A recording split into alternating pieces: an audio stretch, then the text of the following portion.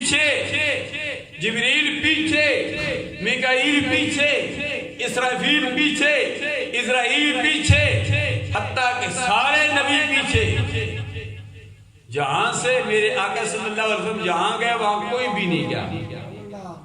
وہاں کوئی بھی نہیں گیا، لا مقام تک گئے۔ میری معراج کے میں تیری قدموں تک پہنچا، تیری معراج کے تو عرش بری تک پہنچا، تیری معراج کے تو عرش بری تک پہنچا۔ لوگ کہتے ہیں سائنسدان چاند تک پہنچ گئے، سائنسدانوں نے بڑی ترقی کی ہے، ٹھیک ہے، میں سائنسدانوں کو بھی سلام کرتا ہوں، انہوں نے بڑی ترقی کی ہے، انہوں نے ایٹم بم بنا لیا، انہوں نے جہاز بنا کر پانی پہ چلا دیا، انہوں نے جہاز بنا کر ہوا میں چلا دیا۔ سائنسدانوں نے بھی بڑی ترقی کی ہے کہ سائنسدان آسمانوں پر پہنچ گئے، چوتھے آسمان پر پہنچ گئے، چاند تک پہنچ گئے، لیکن خدا کی قسم جس چاند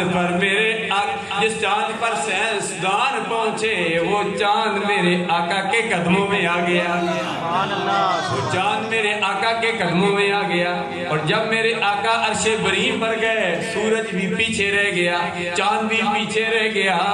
میرے آقا صلی اللہ علیہ وسلم وہاں گئے، وہاں کچھ بھی نہیں تھا، نہ اب تھا نہ تب تھا نہ کب تھا، نہ ادھر تھا نہ ادھر تھا، نہ زمین تھی نہ زمان تھا، نہ ملک تھا نہ فلک تھا، نہ ستارے تھے نہ ستاروں کی تلملاہٹ تھی، نہ سیارے تھے نہ سیاروں کی جلملاہٹ تھی، نہ دریا تھے نہ دریاؤں کی موجیں تھی، نہ سمندر تھے نہ سمندر کی لہریں تھی، کچھ بھی نہیں تھا، ایک رب ذوالجلال تھا، ایک رب ذوالجلال کا پیارا حبیب تھا۔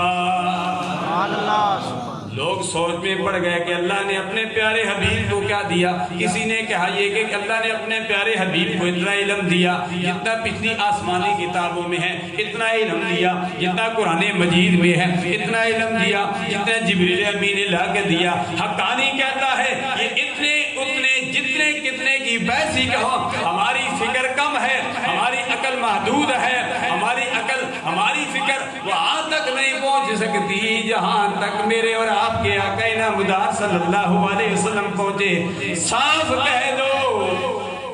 وہ رب ذوالجلال دینے والا جانے یا لینے والا جانے۔